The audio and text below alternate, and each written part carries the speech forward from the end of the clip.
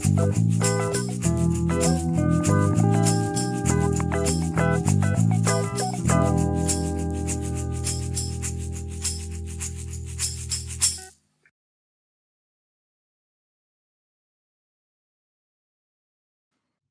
and welcome to Pods Like Us. I'm Martin Quibell, known to my friends as Marv, and this time I'm speaking with Mark from the Visually Stunning Movie podcast. Hey Mark, thanks for speaking with me today. Thanks, Marv. Glad to be on. So, visually stunning film made me think, what is the most beautifully visual film that you remember? I saw that question and I was like, man, that is a trap question. Okay, and then the first visually beautiful film where you saw a film for the first time and you thought then, God, this is a beautiful looking film.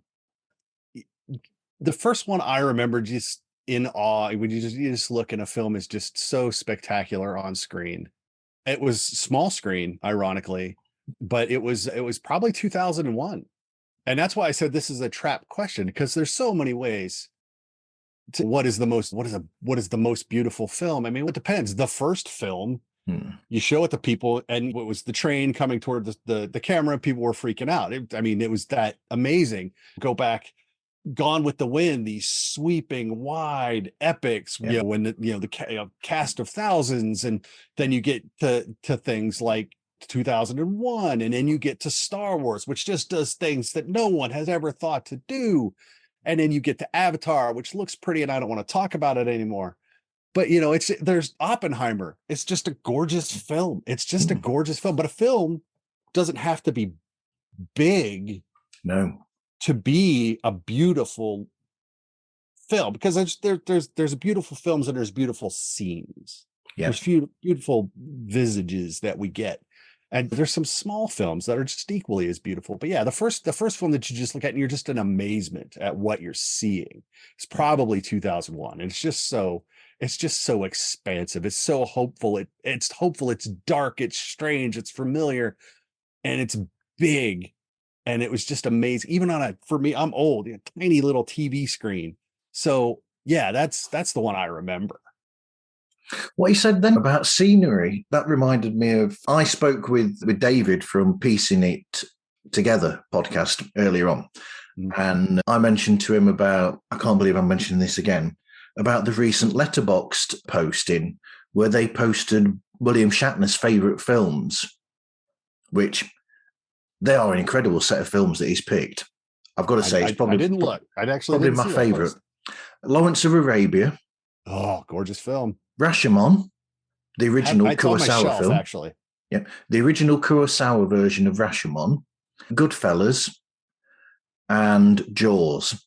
They are William Shatner's 4 favourite films of all time. And it's funny those are his 4 favorite films, and they are. I haven't seen Rashomon. I own it. I need to watch it. I get it. I have a list this long of films that I need to watch.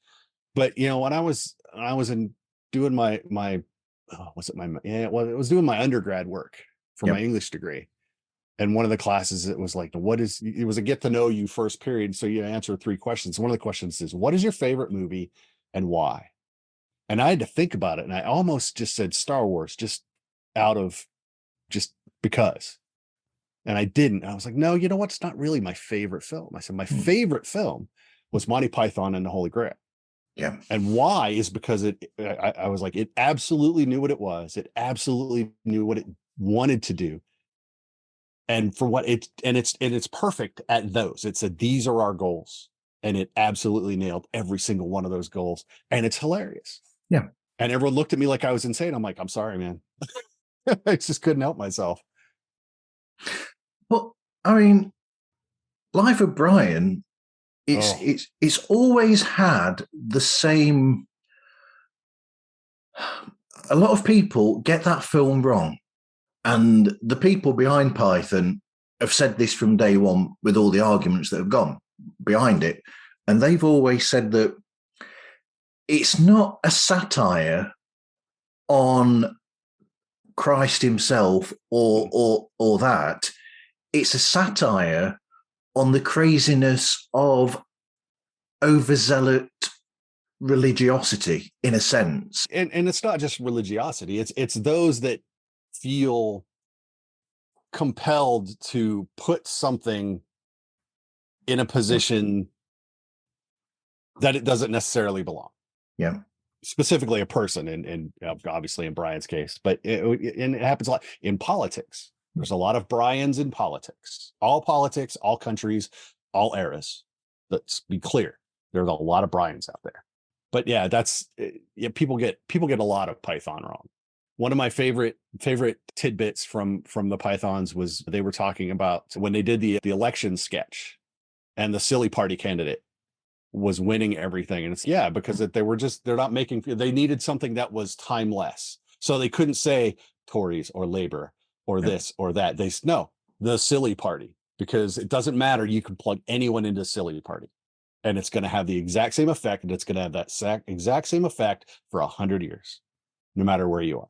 And that was the brilliance of Python was that they tried not to tie anything to one moment. But yeah, that's a weird tangent to go on. I apologize. It really is. It's fine. It's fine.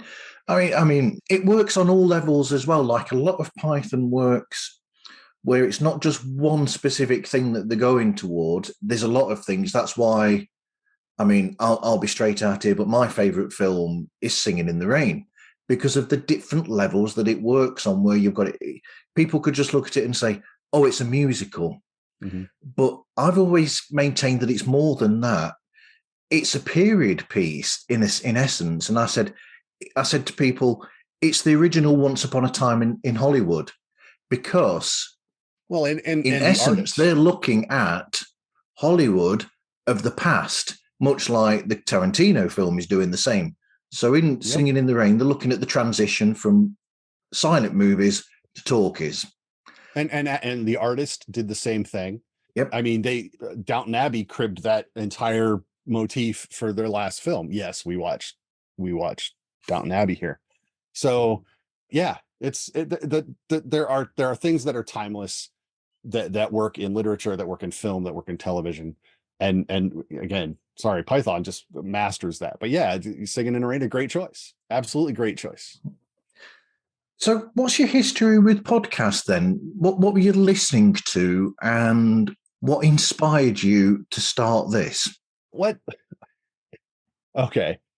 So when I first started listening to podcasts, I didn't do movies. I have a master's degree in English literature. That's my educational background. I have 20 years in the American Air Force. I got my master's degree shortly after I retired because they paid for it. And I was like, I'll just go get my degree. But the podcasts that I was listening to mostly there was a couple that stick out. Like Welcome to Night Vale was a great podcast because it's storytelling, it's creepy, it's just, and that podcast just had such a great vibe. Yeah. You could just listen to it. And the humor, there's a lot of humor in Night Vale as well, and that plays into it if you have the right sensibility. So that appealed to me. The other one I listened to was actually a live role-playing game cast that featured a buddy of mine from high school who lives several states away now, but he was doing that. So I would because I was a gamer with him back in high school, and I miss it. I wish I could still game. I wish I had the time and a group. But so they had been gaming. Him and his buddies down there had been gaming, and then they started a podcast, and I started listening to them. I've tried some other gaming podcasts that don't work for me, and I don't know why. I didn't listen to movie podcasts at all. I didn't listen to, I mean, we do at Visually Stunning, we do movie reviews generally. That's what we do. Occasionally I'll be like, okay, there's a topic we have to cover, and I'll try to get them together and we'll talk about it. But there's a couple back early, one of the early seasons, we talked about DC versus Marvel. We talked about DC television versus DC film, things like that. But mostly it's just specific. Is this film any good, and should you pay money to go see it? In a way that isn't condescending. I don't have a film degree. I can't analyze the lenses that the cinematographer used to get this shot. I have an English degree. I look at, is the story good? That's my first concern. Is the story good? My co-host Ryan he's an entertainment guy. He went to film school, but even he doesn't we try not to condescend to the poor person that's going to listen to us talk about a film. So it really is the film any good? And why do we like it or why don't we? And we don't always agree. And sometimes we don't agree a lot about films that you would think we would agree about, which is those are the best episodes, by the way. Yeah. But so but I love movie. I've always loved watching films. And I had a blog before because I'm a failed writer. I was trying to write the reviews, and it's just not the same. It's just not the same to write a review. If you want to talk about a movie, you need to talk about a movie with another person so that you can exchange ideas and viewpoints. And that's, you might understand something, you might have misunderstood something, but that's fun. So I was like, well, if I'm going to do that, this was early 2016. So I was like, yeah, sure, any Yahoo can start a podcast. So I had to find someone to do it. But I did, and that's why I started, because I wanted to talk about movies. I wanted to talk about the movie that I had just seen and why I liked it and why I didn't, and why someone should see it, or why they shouldn't, or why maybe you think you don't want to see it, but you really probably should.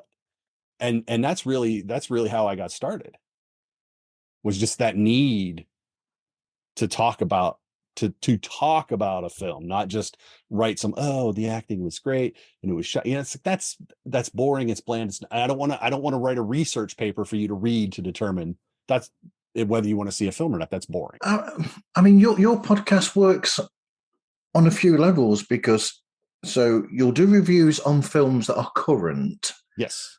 And then the two of you, that's another plus as well, the fact that you're not always in sync with each other. And even if you are, there's certain elements that one prefers, that one notices and the other one doesn't, and vice versa. So it works that way as well. It's nice to have different opinions from the people who are doing the presenting. And like I said, it's current. And also there's the fact that it doesn't take too much time either to listen to.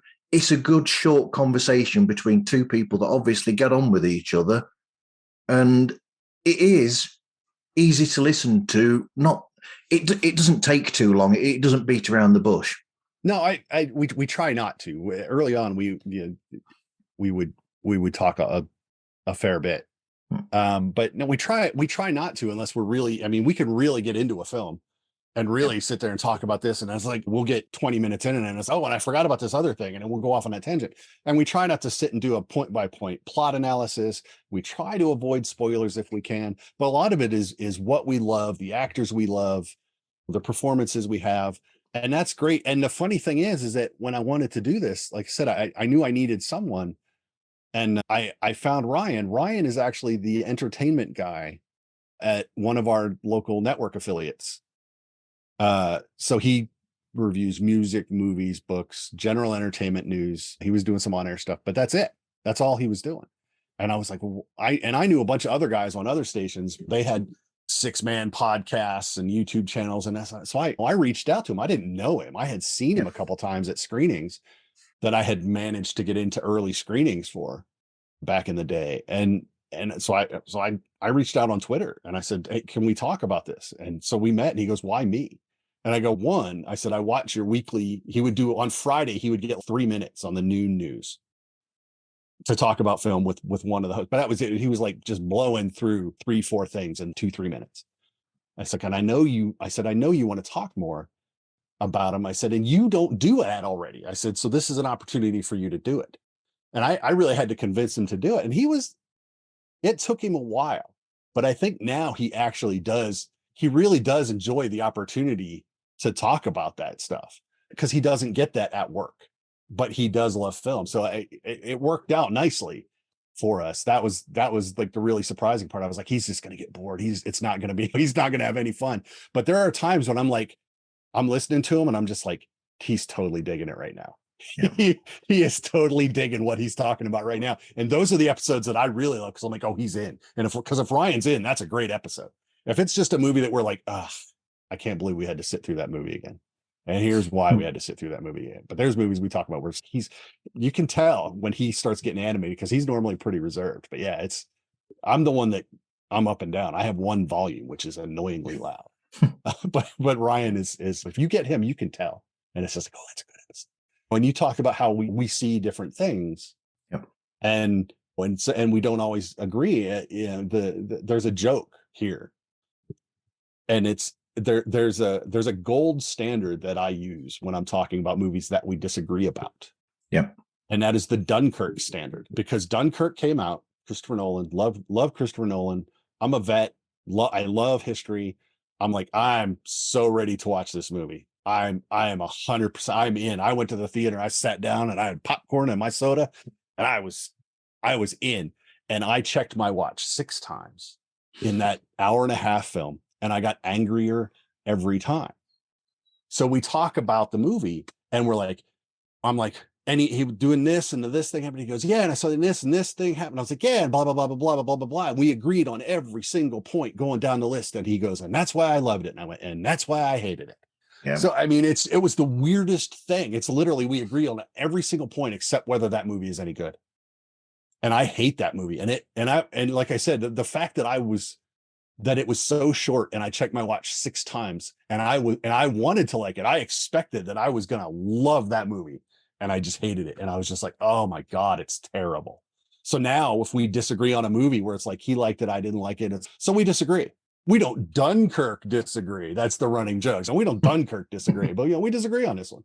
But yeah, that's a gold standard. So yeah, I mean, you can even see the same things in a film, but that's what's great. 2 people can see exactly the same things, but the end result is subjective. And that's why when you're listening or reading a critic on a film, it's important to figure out which ones you tend to agree with, because you're not going to agree with everyone, but there are going to be critics and reviewers that you tend to agree with, who have pretty much the same sensibilities as you. And that's a nice thing to find. They might rave about a film that you absolutely hate. Don't check them off. That's one film. You might hate something that they love. Don't check them off. That's one film. But find the ones that you like. And that is the nice thing when Ryan and I disagree, because it does give you some variety in the show for what you're considering. But then you had another bit of gold recently when you did the review of Dune Part 2. Yes. Where there was a bit of podcasting gold there, where, was it Ryan or was it yourself, where they were saying that up until a certain point in Dune Part 2, you or Ryan had seen Timothée Chalamet as this sort of actor, and you did. Oh, it was me. It was yourself, where you didn't. It was, yeah. You didn't see much in him as an actor until this point of this film, and then you suddenly thought, that is why people rave about him. That is him. That is what I need to see more of. Yes, absolutely. Because I'm not a Chalamet fan. I didn't like him in Wonka. I didn't like him in a bunch of other films. Again, in Dune, it was all these very low gravelly, and that's what I feel like he is in every film, Wonka notwithstanding. I have other issues with Wonka as well, but you get to that part in Dune 2 where Paul becomes Muad'Dib, and I'm just like, there it is. That's the emotion that I'm looking for. That's the variance of cadence and intensity. That's what I want. And if I see more of that, then I'll be like, okay, Timothée Chalamet. But if that's a one shot, then I'll be very disappointed. But then you said something in that episode as well that surprised me, because I didn't know that they were going from that to doing the second book, Messiah. That's what they've said. Yes, because that one I've never read. So because the only time they've ever done that is when they did the series, the miniseries. When they did the miniseries, when they went from Dune and they went to Children of Dune, so they skipped that second book altogether. I mean, it's ridiculous, because the whole thing with Dune is a take on religion anyway. Right. So why on earth filmmakers and studios would be scared of that second book, I've got no idea. Because religion is still one of those topics that people have a tendency to lose their shit about. Yeah. It just is. And it's sad. And so The Life of Brian, all the Catholics and Christians went nuts. Kevin Smith made Dogma. I'm a huge Kevin Smith fan, by the way. My favorite. Actually, that's not my favorite. It's up there. Actually, it's one of my favorite. It might be my favorite on any given day. One of my favorites of his is actually Red State, which is another weird turn on religion, as it turns out. However, that's the movie I said that if you just watch that movie cold and you didn't know Kevin Smith directed it, you would never know Kevin Smith directed that movie. Wrote and directed that movie. So, but no, it's just one of those things. And now, especially today, right now, with what's going on in the world, a film that's handling desert-centric religious gathering.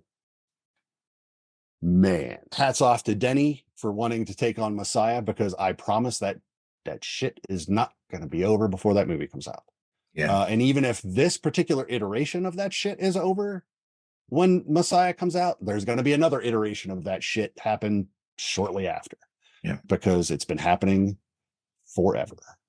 So yeah, but it is nice. They announced it. He said he wanted to do Dune. I believe they've greenlit it. So we'll see when that happens, because they're talking about, one of the stories I saw was they were talking about Paul is older in Messiah, and they were like, what are they going to give Chalamet makeup and make him look older? Are they going to age him up digitally, or are they just going to let him have the role and say, screw it, people, he got older, he just doesn't look it?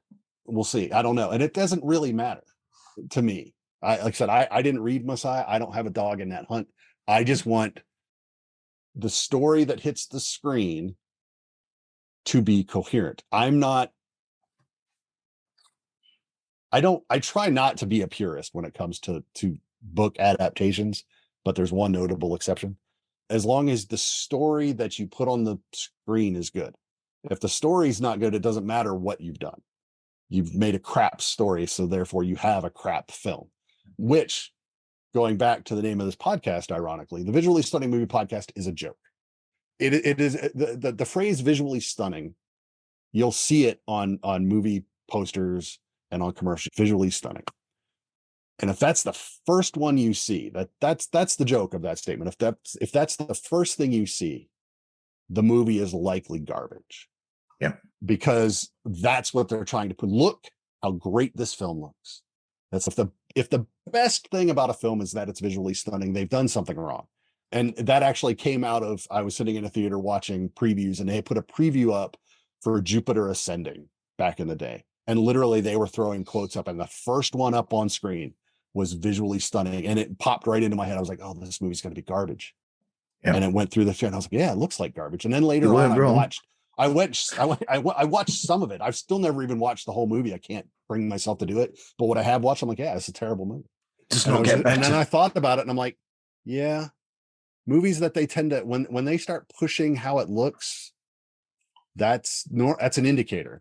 There's a saying in that some of us have, that if studios don't show a film to the press before release, it's probably garbage. There's only two reasons to do it. It's actually garbage, or they don't need the press because the audience is baked in. That movie's going to make the money that it's going to make. And they're fine. There are movies like that.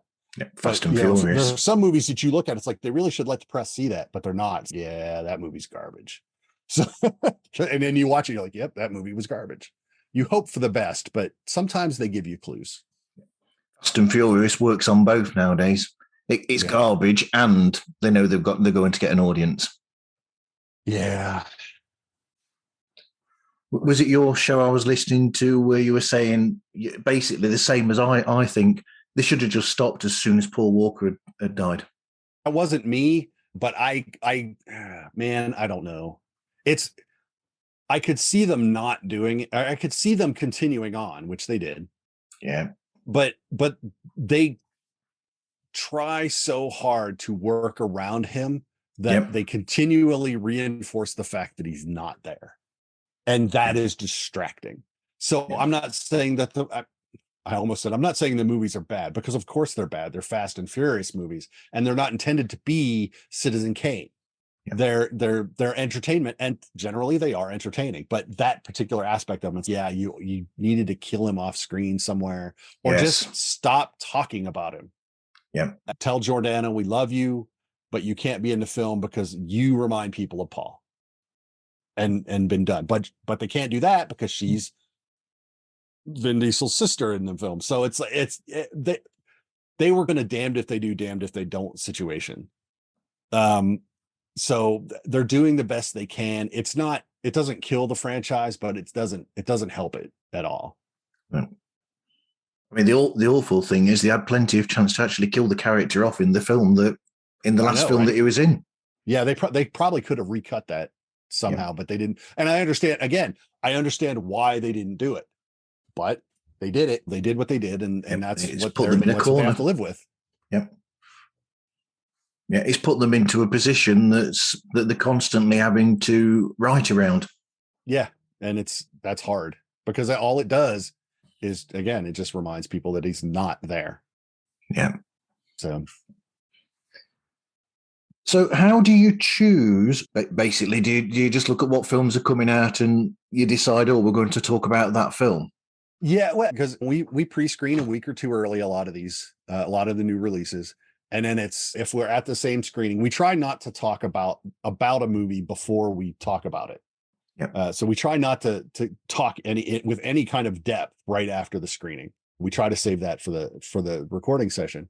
But it's sometimes we'll look at them and we'll look at each other and we're like, oh, we have to talk about that movie, whether that's for a good reason or a bad reason. We have to talk about that movie. And then sometimes we'll watch a movie and I'll just look at them and be like, do we need to talk about this movie? And he'll be like, I don't know. So we'll decide later. So we may or may not get to certain films just because we don't want to talk about them. We're just like, we'd like to forget that we just wasted an hour and 45 minutes. Yeah. So, but really it is. I mean, we try to sometimes, like I said, we get some different topics if there's something going on, and I forced Ryan we had to talk about when the Restore the Snyderverse garbage was huge. We went off on that. Like I said, we did some DC Marvel stuff before both of those franchises completely imploded. And those are fun. Around Christmas, we did a couple Christmas episodes where we picked offbeat Christmas movies, which those are cool because it's just, okay, it's Christmas. Let's do something a little different. And it could be a Christmas movie, but it's like the weirdest Christmas movie ever. So yeah, I think we had to skip last year. We couldn't come up with a really good. We didn't want to do something lame. It's got to be a Christmas movie where we're like, yeah, let's talk about that one. That's a great movie to talk about, and it happens to be Christmas. See, you didn't think about doing Candy Cane Lane then? No. I know the first year we did that, we did what was it called? I'd have to go back and look. But Ryan picked it. I was like, hey Ryan, should we do a Christmas episode? Is there a Christmas movie you want to talk about? And literally, I just texted him, and literally, I got the fastest response ever from him by text. It was like 3 seconds, and he threw the name of the film at me, and all I could do was text back, "You've been sitting on that one a while." He's yeah, because he had seen it a while back, and I was like, okay. So I had to go find it, dig down in Amazon and find it to watch, and I was just like, yeah, that I understand why you liked that movie and had been sitting on that movie. One year we did Anna and the Apocalypse. Came out around Christmas, which I don't like musicals, but what it turns out is I don't like bad musicals because I tend to like a lot more than I think I will, even though a lot of them are trash. The last couple of years they've given me a lot of trash, but it turns out if I watch some and I'll just be like, God, that's not horrible. And in the Apocalypse is great because it's zombies and Christmas. And it happens to be a musical, but the music's pretty good. Wow. So do you get to see screeners then, or do you have to watch films the same time as everybody else does? Thankfully, over the last 7 years of doing this, I have wormed my personal way onto the press lists for the various studios and PR companies. So when they'll have press screenings here in theater, and then they'll also have pre-screenings with general audience members. So we all get invited to most of those. Most of the members, I'm a member of the Utah Film Critics Association, so we all get those. But before I got on those lists, I was going to we try to weasel seats in the public pre-screenings. And that's how I started seeing movies early. So we, like I said, sometimes we would see them Tuesday for a Friday release. Sometimes we'll see them 3 weeks early. So the last couple years, I've been able to attend Sundance as press. And so I'll just cycle through the press and industry screening tent. and there's 4 theaters, and I'll for 4 days I'll just see 4 or 5 films a day. Just get in line and go in and see movies that I want to see, or ones that fill the scheduling hole. But there, I saw a couple this past year at Sundance, one of which is coming out soon. If you're a horror fan, it's terribly divisive. It's called In a Violent Nature. Yep. And horror fans will either love it or hate it for the way it's shot. I fell on the side of love it. But yeah, so that we get the pre-screenings, but I get streaming screeners from smaller PR films. So of course they're generally smaller movies or tiny movies, a lot of which are not good, some of which are not good films because you can see they had a budget of $12. But if I talk about them or write about them, I'll be like, you know what, this movie is not really up to standards. I said, but I love what they were trying to do. I love this. I love the idea they had. And it's, if you have a good idea, I will overlook a lot of things. If you're consistent and I see what you do. If you're trying to do something novel and interesting and you generally pull it off within the confines of the genre or but obvious budgetary constraints. But I'm not afraid to love a movie like that, because you see what a writer might be able to do. You see what a director might be able to do if someone sees them. So you try to bring some smaller films to the attention of people, and that's always fun. Yeah, going back to something that you mentioned, so when you've been to see a film, and those moments where you look at each other and you'll both say to each other, "We've got to talk about this." Have you had those moments where you've impulsively had to talk about the film so much that you've sort of said to each other, or you've said to Ryan, or he said to you, "Look, can we do this now?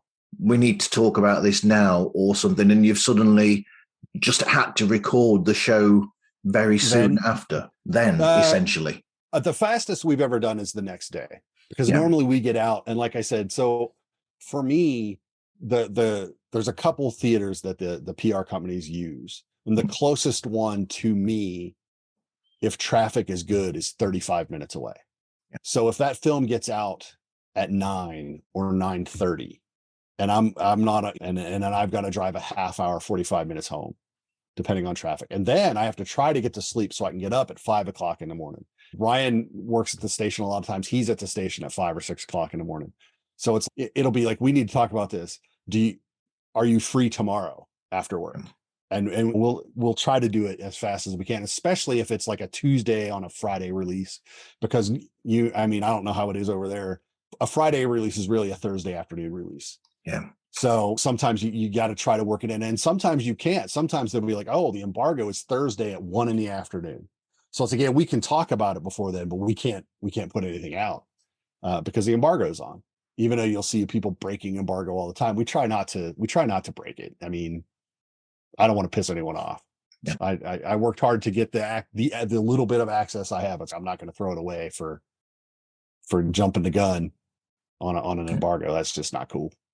And then, of course, sometimes you get these releases where they'll release on a Wednesday.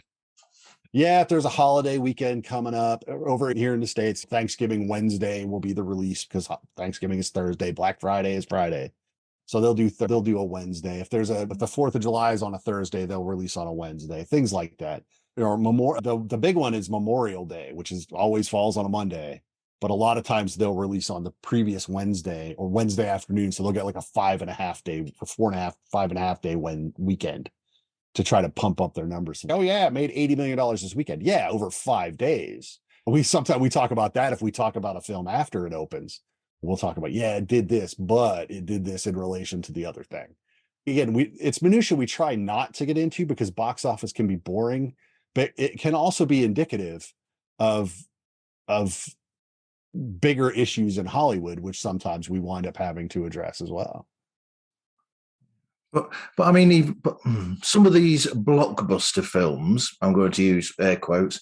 Yes, I was about to. You beat me to it. Yeah, you'll find even not on bank holiday periods or public holiday periods, you'll still find those sort of films sometimes coming out early, where I remember, I think it was a Marvel film. I've got no idea which one it was, but they were allowed to show it at a cinema near to me on, say, a Wednesday night, so long as it was actually at midnight. So essentially, technically, it's Thursday. Yeah, like a 12:01. Yeah. It's fun thing was back in the day. A lot of people out there are not going to remember that they once made a Dick Tracy movie.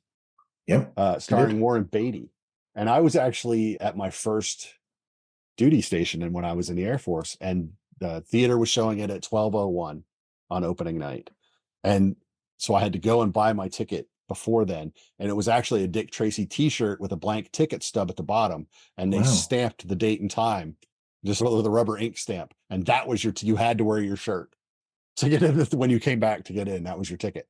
But yeah, they'll do that because contractually studios can't release before this or that because they have agreements with studios, or they have agreements with theater chains, they have agreements with actors, with guilds, and all that stuff plays into it. It's boring when you're talking about a movie, but it does matter. So it depends on how that film is licensed, when they can and cannot drop it. I mean, they could drop films on Tuesdays if they wanted to. They've chosen Fridays because opening weekend, when everyone can see it. So you get that big opening night, you get the big weekend. But yeah, then they started dropping back to that 12:01 so you could build up you maximize your weekend. And then they're like, you can show them starting at 7:00 on Thursday. So you get 2 screenings in the night before. They call those early screenings, but they get counted toward or preview screenings. They get counted toward the weekend gross.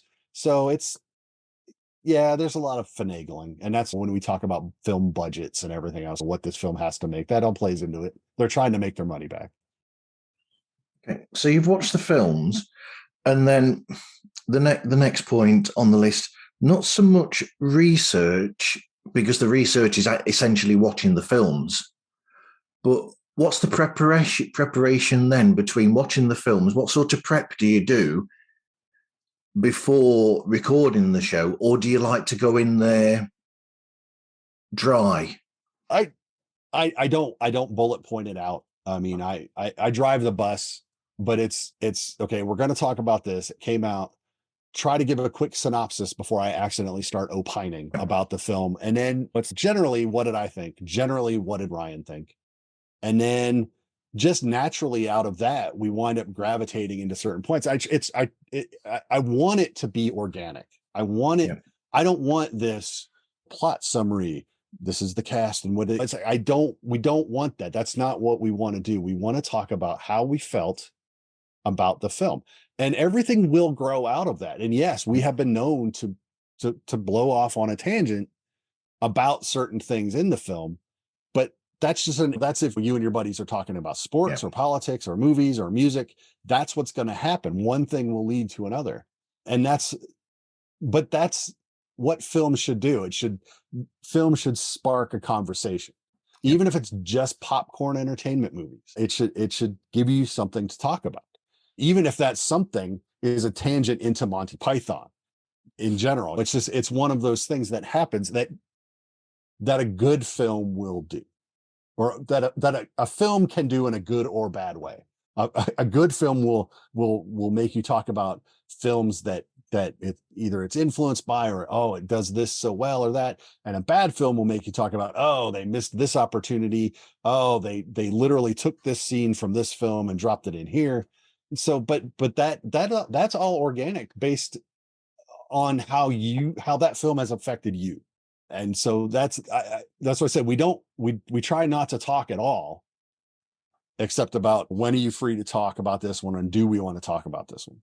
We might make a couple snide remarks in good or bad ways before we part ways in the theater, but that's it.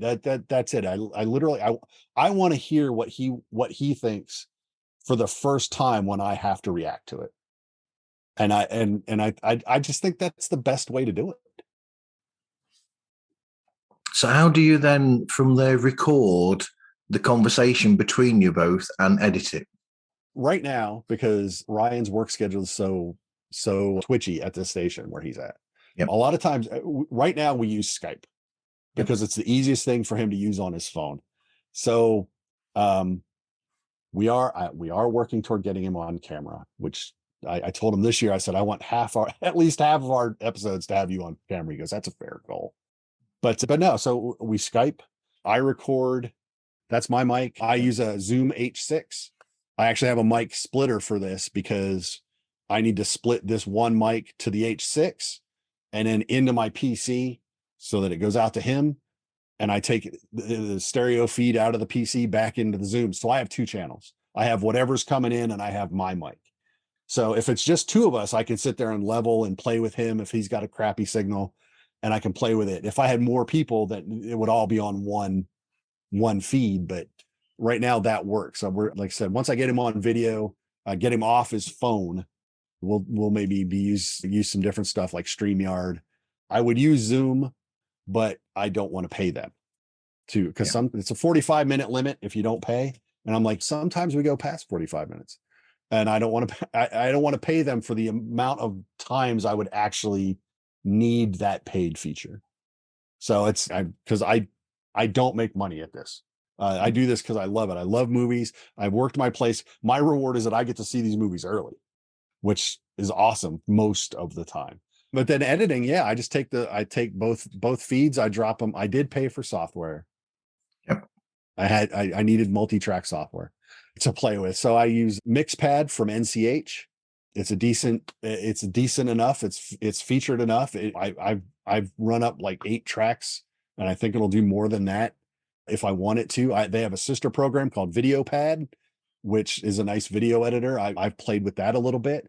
But I do all the editing. I mean, it's okay, Ryan, thanks, click. And then if I have time that night, I'll start editing. And if the next day after I get done with work, drop everything in, start. But I try not to edit. I lop off the lead in. I lop off the post commentary. But other than that, unless we tangent hard off a topic, I don't cut anything out because that's all about the movie, or that's all based on what we thought of the movie.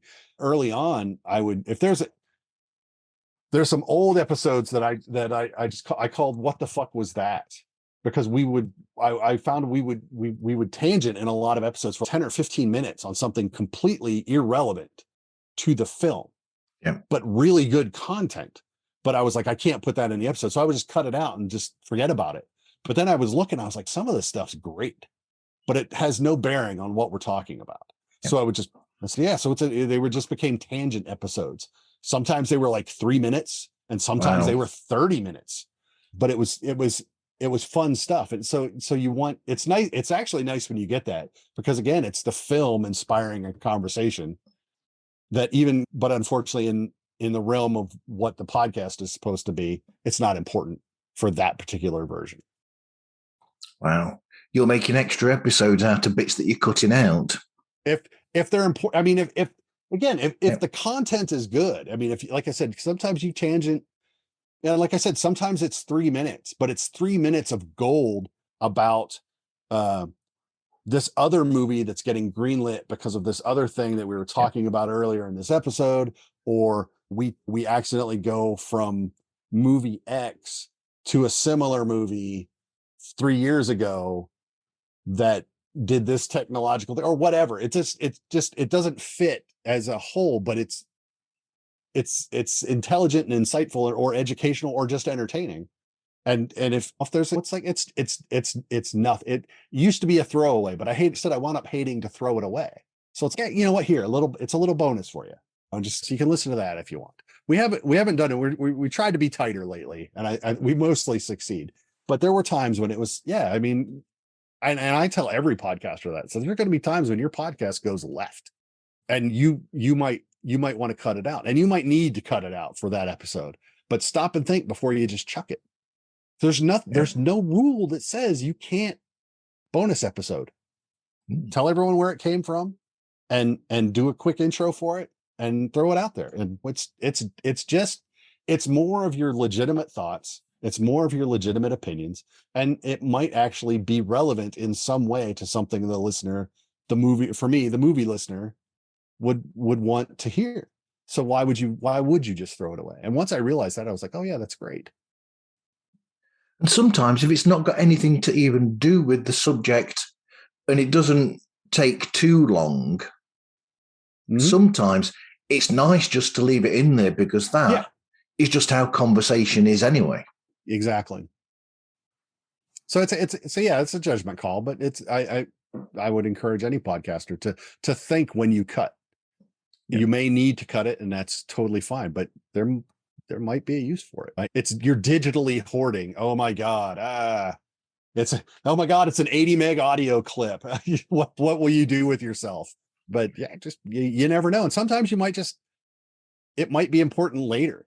You might not have to go out today or this week or next week, but just keep it in the back of your head, because it might be or it might be the impetus for a future full episode, or I need this extra person to come in to more fully explore what we started here.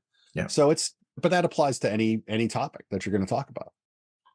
And also, no matter the subject.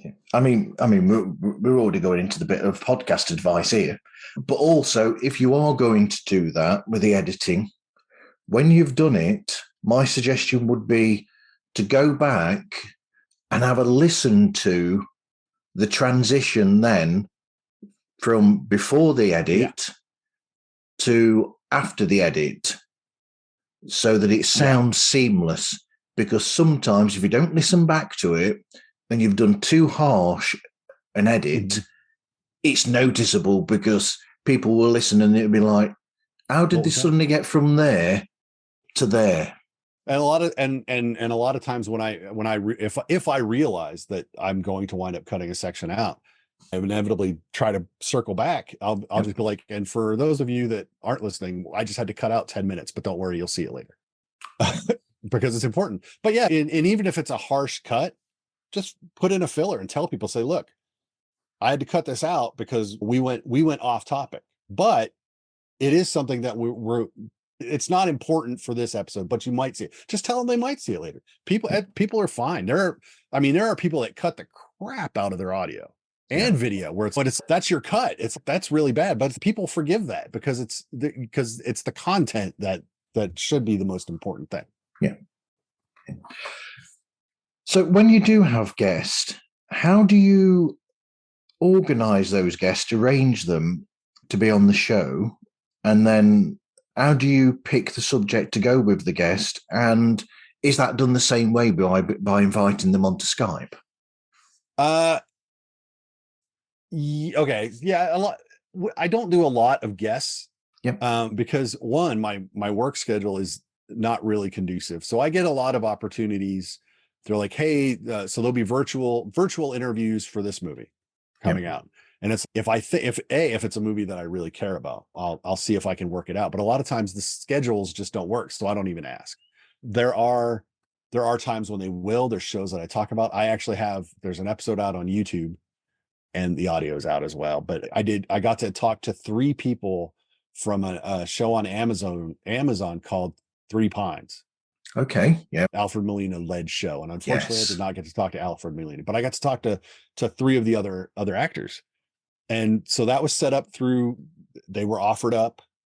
And so I had 3 different days and dates to talk to those people. And then I talked to them. And we just talked about the show. I basically, for that, I was like, okay, there's some standard questions. Did you think Amazon was going to do as well as it did? Because it did do pretty well, even though Amazon decided not to go with a season 2. What was it like shooting this? How did you feel about that? What was the other thing? And then try to ask them. I always try to ask an actor or a director about a project that's not the one they're talking about. I do it whether I'm meeting them in person. You try to find a way to make it organic. Compare it to another project or another show. Ask them about their co-stars. But you just have to take that by feel.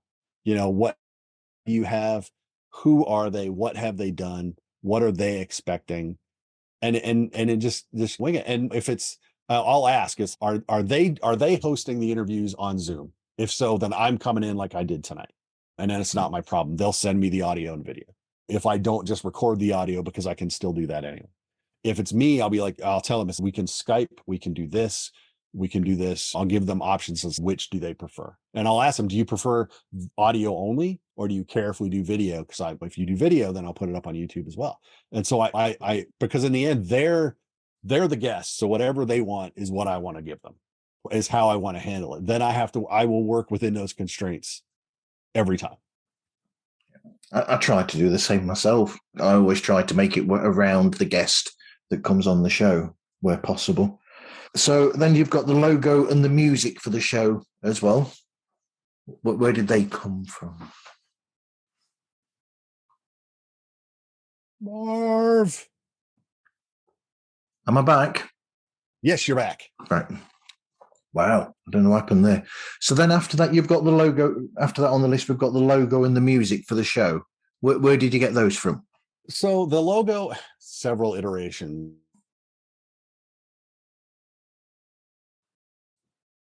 Had a text logo, visually stunning movie podcast. I found a font that I liked, and I was like, okay, that looks good. And then I was like, hey, so I found some clip art of the microphone, the old Shure Elvis mic, if you will, which is actually copyrighted. So then, are you going to use the video for this? Do you use the video for this? Yes, my friend does the video for this. So, and then for Christmas one year, my lovely lady wife bought me a vintage 1974. Oh, yeah, I looked it up. The Shure model 555W with the power switch. Then, God bless her, because she puts up with a lot with me doing this. She found a guy that makes the custom call letters. Wow. So this mic works, although it does have a little bit of scratch to it because it is vintage. Yeah. However, it sits over there and just reminds me that my wife puts up with a lot of garbage in this world. But so actually the logo mic I think that I'm using now, and I have to go back and look, I believe is an actual picture of this. It is. Yep. Yeah. Because I was like, I can't not do something with that. So that, and then the music, I mean, if you find royalty-free music, YouTube will still flag it as a copyright, even though it's not a strike. There's a copyright claim. So I'm like, back in the early days of the internet, you could actually find music generators that weren't AI. They were a little more primitive, but you could say, give me a bass line that does this, and it would do that. So I can't remember the website I was on for this last one. Right now, I've got a sax line and a bass line overlaid that I found, and and I'm not a music guy. I play the radio. That's the extent of my musical, and I air drum.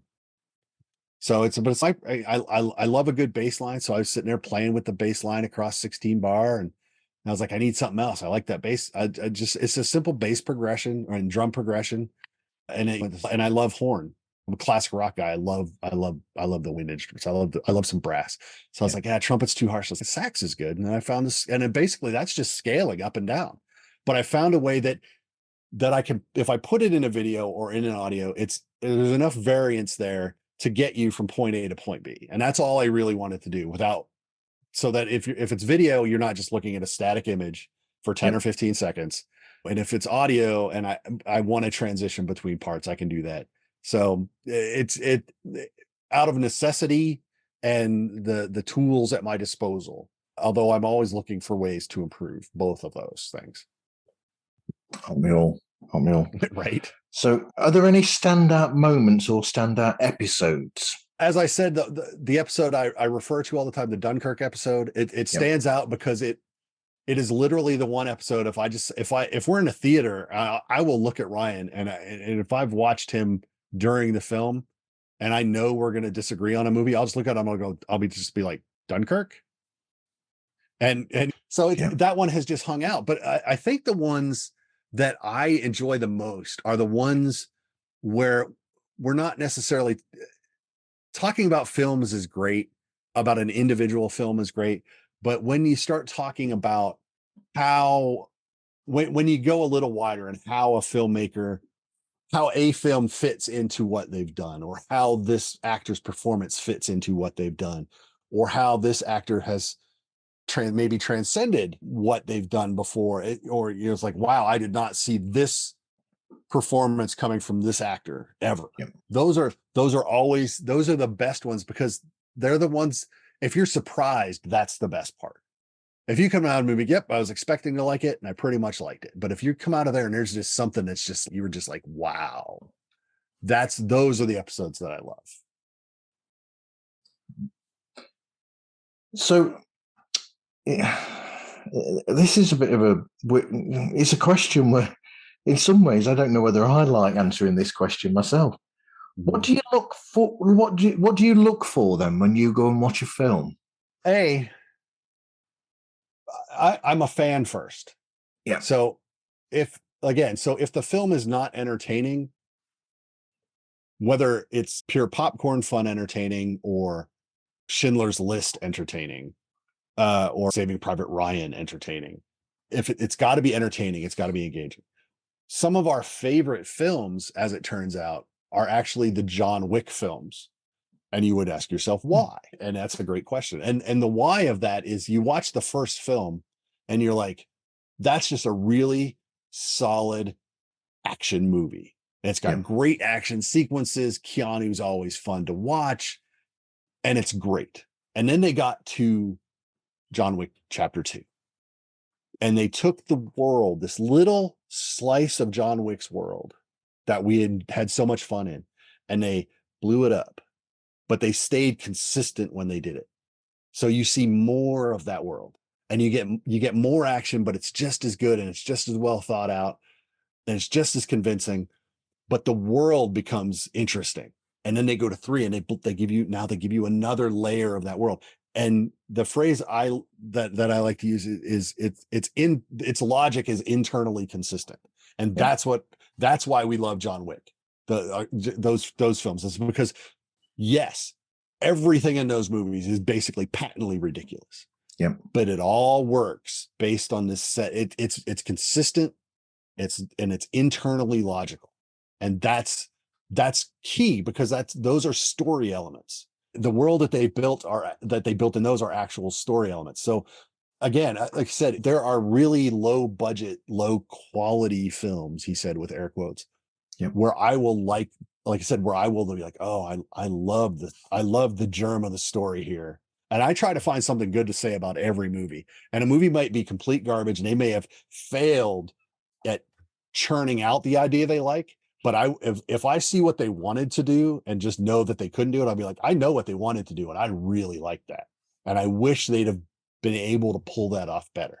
And maybe in a future movie, they might be able to. These filmmakers might be able to. But I personally like a film that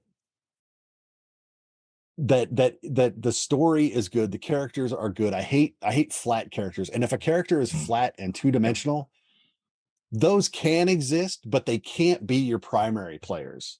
Yeah. And a lot of films now are giving us, they're just throwing out archetypes and they're paper dolls. This is character A, character B, character. Yeah, I know what this one is. And you know how it's all going to play out because of the little box that you've put them in. You don't feel that you have to develop them because they're just going to fulfill this role. And so I like a film where the character is developed and the story is true to itself and makes sense. It doesn't have to be real. It just has to make sense in that film. And if it does that, then I will probably have had a good time. Do you think the John Wicks work though? Because when you've got those sort of films where it is action packed, sometimes it can not work as well, because you have sequences that are possibly too long in a way, and you're almost trying to put too much into a film. Whereas with something like John Wick, it's very fast. It's go from there to there to there to there to there to there. Yep. And it's not spending too long and drawing it out. It's just giving it exactly what it needs. That's what a film, the thing with film is, there's a fine line between giving a film what it needs and also giving it more than it needs as well. It's that special area where that's where editing works. Yeah, so that's a real good way to put it. Specifically in John Wick. In John Wick 4, there's one really long action scene that I just think is absolutely incredible. It takes everything they did in the first 3 films and cinematically takes it to a next level. And then there's another scene later in John Wick 4 that I feel goes on entirely too long. So it can happen in the same film. But in terms of overall the film or a film, this past year has actually had a couple of great examples of that. 2023 gave us so many 3-hour movies that it is just mind-boggling. So Killers of the Flower Moon, 3 hours and 30 minutes, 3 hours and 40 minutes, whatever it was. That movie, that could have been a 2-hour film. Oppenheimer, 3 hours, 2:59. And I came out of that and I was like, there are cuts that you could make to Oppenheimer. I said that film you could probably cut about 45 minutes out of Oppenheimer. I was like, but I don't begrudge Christopher Nolan any of those 45 minutes. Yeah. Killers of the Flower Moon, I begrudge every single minute that needs to be cut out of that film. So a film can be too long, but forgivably so. Avatar 2. I know I didn't want to talk about Avatar, but that was the first one that came out last year that was 3 hours long. Avatar 2, much like Avatar, is not a film. It is a really long commercial for James Cameron to sell the technology that he conned a movie studio into paying for him to develop. Avatar 2 should be cut by 45 minutes, and I begrudge him every single one of those minutes. And the movie's not that good anyway. It looks great. It is the definition of a visually stunning movie. But that's all it has going for it. It is the single best thing about that film is the way it looks. And so, yeah, I begrudge him. But like Oppenheimer, it's like, 45 minutes you could cut. But I don't really begrudge him any of those minutes. So like I said, a film can be too long. I mean, I watched this past weekend, but I don't know when this is going to come out. This past weekend, I watched Immaculate, the Sydney Sweeney nun horror movie. And as part of a horror double feature, as it turns out. And it's 90 minutes. And I was like, I enjoyed those 90 minutes, but even at 90 minutes, lots of that movie felt slow. But if they didn't pad it out, it would have been 78 minutes and not releasable as a feature. So there are ways they could have done more. I don't know if there's more stuff than the editing. Did they edit it wrong? I don't begrudge them those extra minutes because they need it. And I didn't dislike anything that was in there, but everything in there needed more stuff. So that's the magic of editing, the Zack Snyder syndrome. Zack Snyder can shoot a beautiful movie, but not know how to edit it. So, yeah. What's out there with that? I mean, Immaculate, there shows the difference in a way to the movie world today to the movie world of the past. Because a 78-minute long film back in the day wouldn't have been a problem because there are old films that are that sort of length. Yeah. And it is. It's just something that's evolved over time. I mean, it has to be long enough to justify spending money on it. But then for the longest time, it couldn't be too long because you needed to maximize your screenings. And again, this is one of those tangents that we go off on occasionally where it's like, if a movie is 3 hours long, you can only show it 60% as many times as you could a 2-hour movie. So, but a 90-minute movie. So there are a lot of 2-hour movies that could be $140 and probably should be. That $140 gets you an extra screening a day, and it's probably a better movie, and it probably gets a little better word of mouth, and you probably make a little more money with it.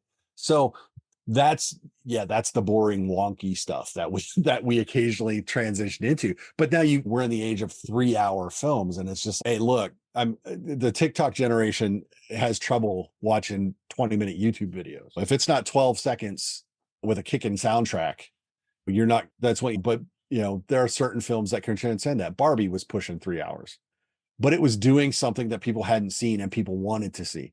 And ironically, Barbie probably did what most of the blockbusters of old did, which was generate rewatches.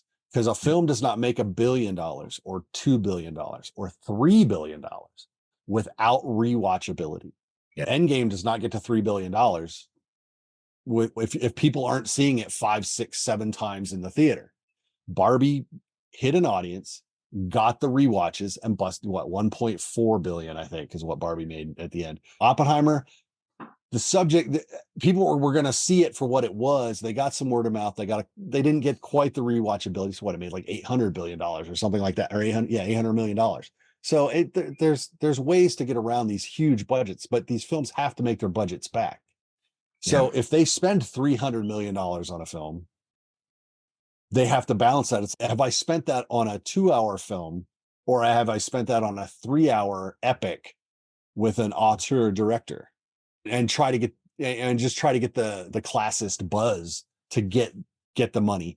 And again, the Oscars, I can't remember who said it. Instead of making one $200 million movie, try making 20 $10 million movies. I promise you, one of my favorite films from last year, Past Lives, did not cost that much money.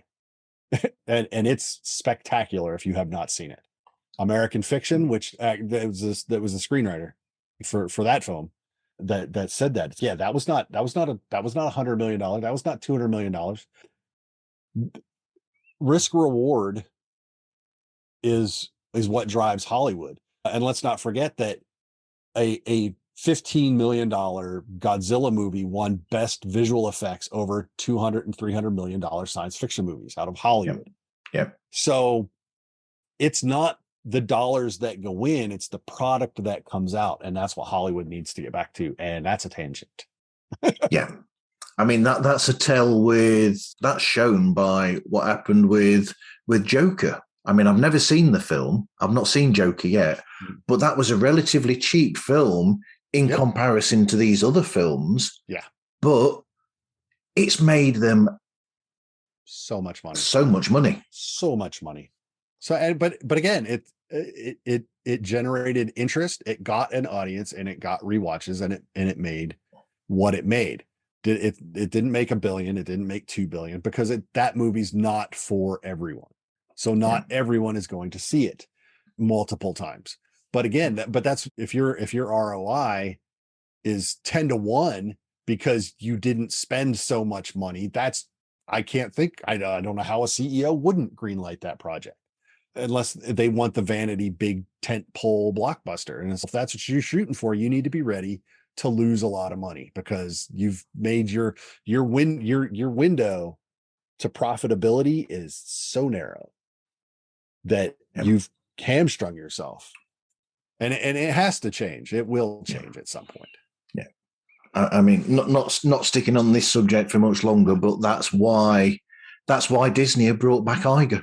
Don't get me started. Possibly. On Disney. Disney did not get in the position it did not get in the position it is in because Bob Chapek was CEO for 11 months. Yeah. But if you read Bob Iger's book, Ride of a Lifetime, the beginning of that book, where he talks about Michael Eisner's run through Disney and before he took over, every single thing Disney is going through right now is where it was when Iger took over. Disney forgot what put them where they were, and they've wound up going right back to where they were at the end of the Eisner era.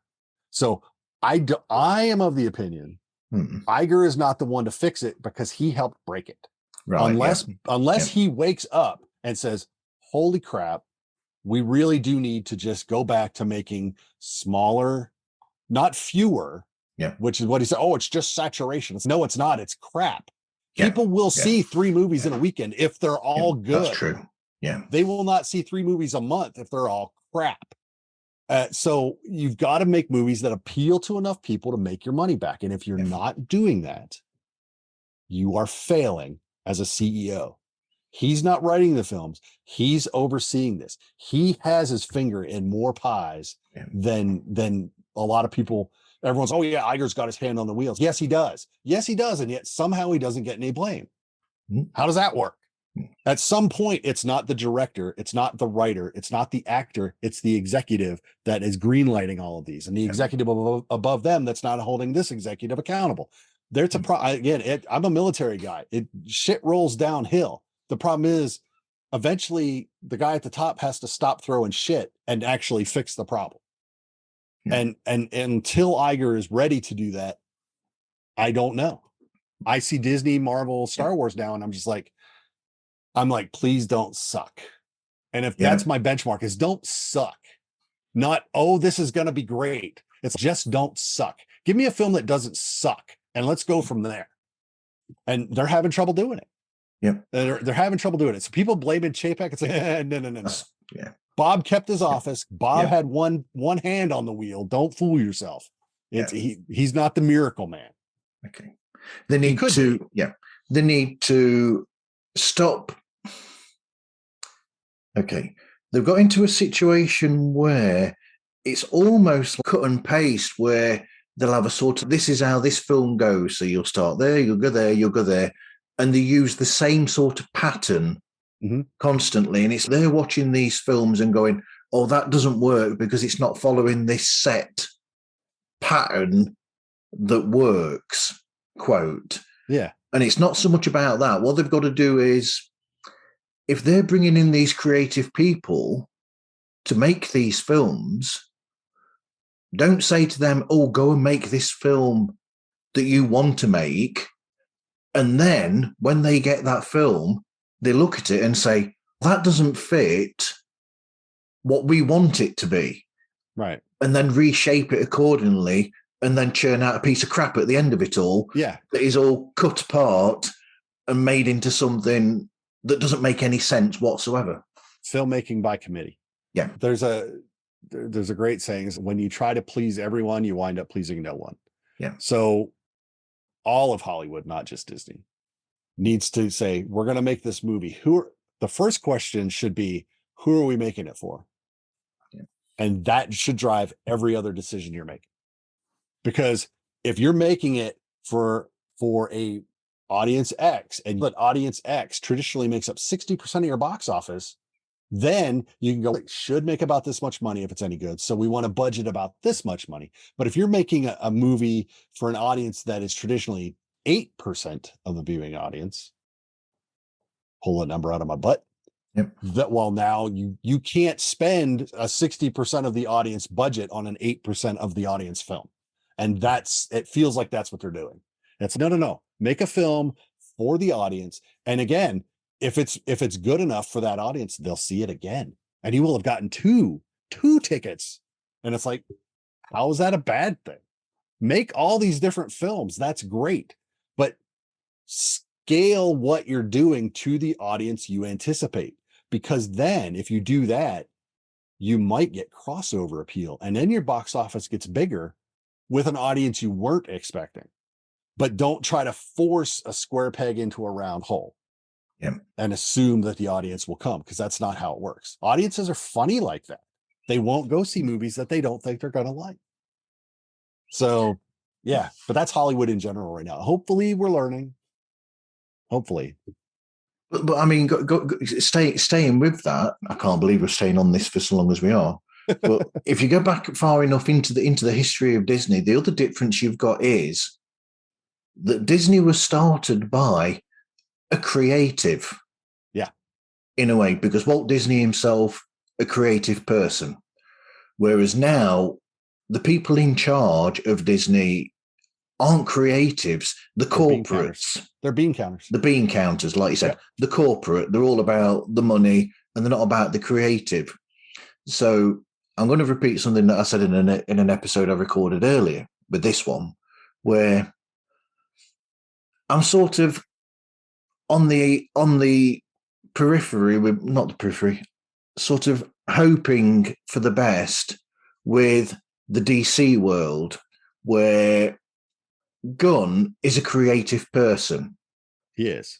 So there's the potential there, no matter what people say about it, and I hate all this Snyderverse, this, that, and the other, done with. Go and look at this stuff and find out what happens. If you like it, you like it. If you don't like it, there's other films out there for you. Yep. But I've got this glimmer of hope inside me, or this little bit of hope where I'm thinking, because they've got James Gunn, they're in charge of that bit. He's almost like the Feige of that. But yeah, that gives me that little bit of hope that because they've got a creative in charge, there's the chance, very slight chance, that they might actually pull that off. And they might, if he, I have an opinion on that too. But if they leave him alone. James Gunn went in and immediately everything died, except for coincidentally projects that he had already had a hand in. And so that's odd, James. They canceled Batgirl, went away. We're not going to show that. But Peacemaker is getting a season 2. That's a James Gunn show. They made the Suicide Squad when he first went over there, which is actually was a gigantic middle finger at Marvel if you watch it right. But the first thing he went in, if you look at all of his projects, it's the Superman movie that I've wanted to make. If you look at it, it's very Gunn centric, and it's like that can go either way. Yeah. If he just wants to come in and go boom, boom, boom, and then expand out, that's one thing. But if it becomes a lot of his personal preference and his personal pet projects, then it's not. And we'll see how it shakes out. Yes, I have hope for DC over there. We'll see how it goes, because he is a creative. He can do some great things. And I hope he remembers that it's not his personal sandbox. Yeah. And he remembers that people actually have to watch this stuff. So we'll see if he remembers that. And if he does, yes, DC is going to do well. And I hope it does. I desperately want them to do well. Yeah. I mean, I can see how he would work, hopefully keep working with other creatives the way that he did with Marvel, because when you look at bits from, say, he didn't direct, say, Endgame, right? But in those little bits where you've got the Guardians characters in there, and then in that film, in Endgame, and in Infinity War as well, in the little bits that they're in there, I've heard behind the scenes that he had sort of like a bit of involvement there with that.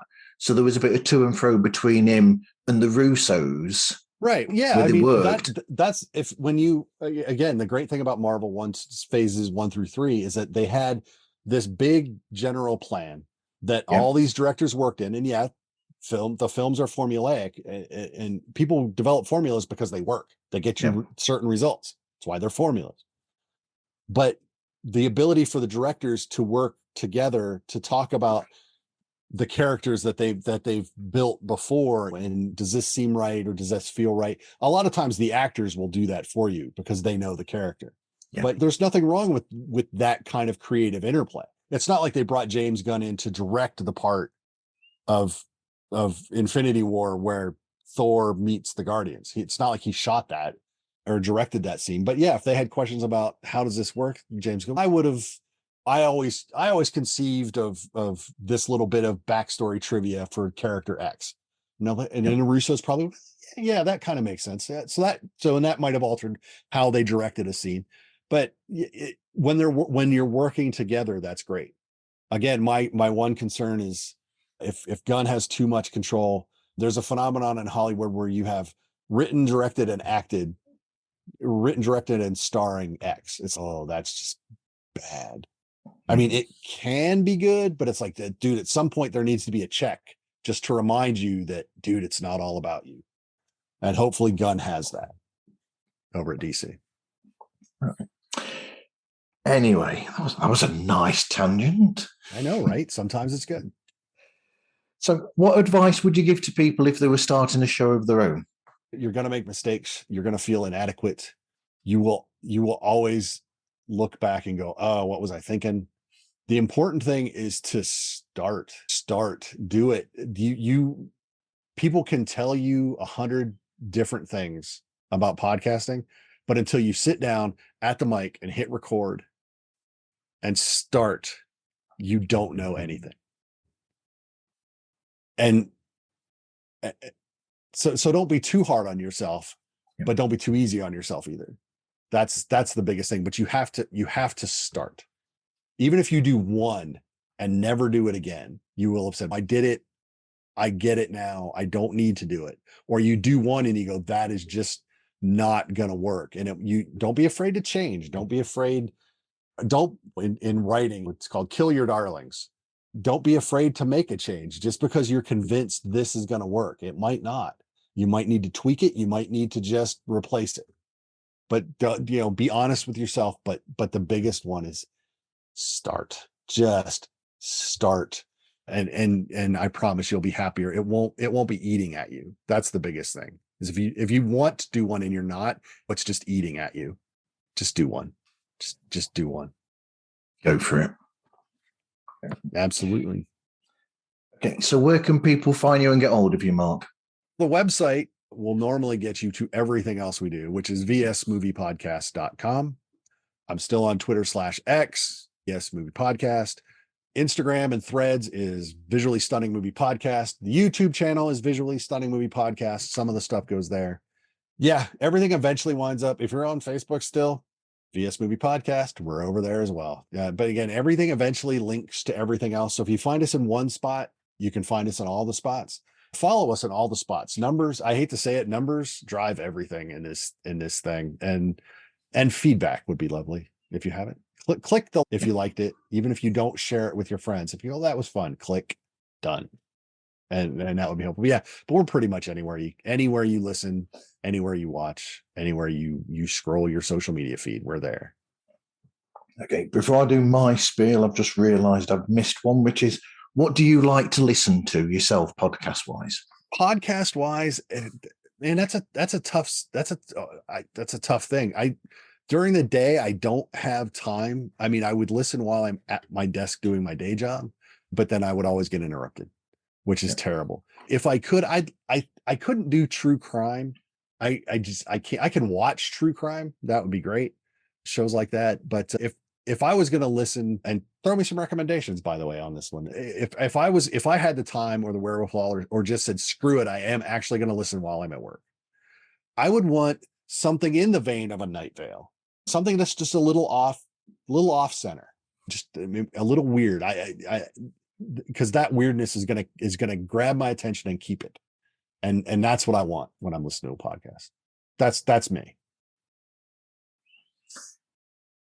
I'm gonna have to think about that now, because I know a lot of audio dramas. So and I will try any of them and see if they're good. Okay, I'll see what I can find for you and Awesome. send you some ideas. Please do.